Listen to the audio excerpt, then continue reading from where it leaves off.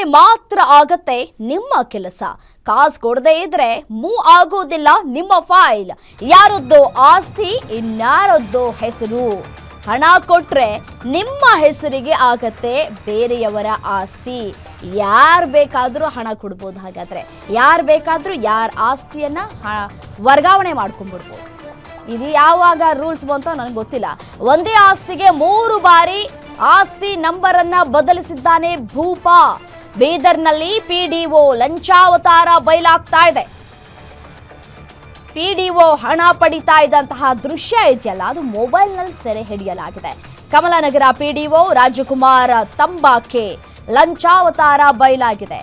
ಯಾರು ಬೇಕಾದ್ರೂ ಆಸ್ತಿಯನ್ನ ಯಾರ ಹೆಸರು ಬೇಕಾದ್ರೂ ನೋಂದಾಯಿಸ್ಕೊಳ್ಬಹುದು. ನೋಡಿ, ನಿಮ್ಮ ಹತ್ರ ಹಣ ಜಾಸ್ತಿ ಇದ್ರೆ ಹೋಗಿ ಈ ಪಿಡಿಒ ಹತ್ರ ಆರಾಮಾಗಿ ನೀವು ಯಾರ ಹೆಸರಲ್ಲಿ ಇದೆಯೋ ಆಸ್ತಿನ ಬರ್ಸ್ಕೊಂಡ್ಬಿಡ್ಬೋದು ಆರಾಮಾಗಿ, ಈಸಿಯಾಗಿ.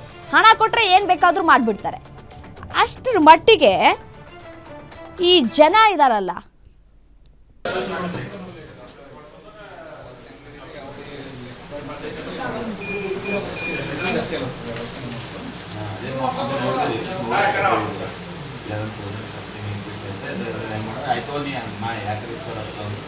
ಮತ್ತು ಅವ್ರಂದ್ರು ಯಾವೆಲ್ಲ ಕೇಳ್ಬಣ್ಣಿ ಅವ್ರು ಹೇಗೆ ಹೇಳ್ತಾರೆ ಕೊಡುವರು. ಹಾಂ ಆಯಿತು.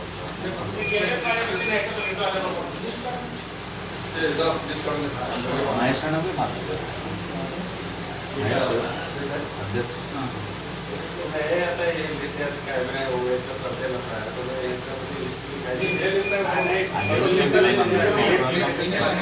15 ದಿವಸ ಓಡಾಡೋದು.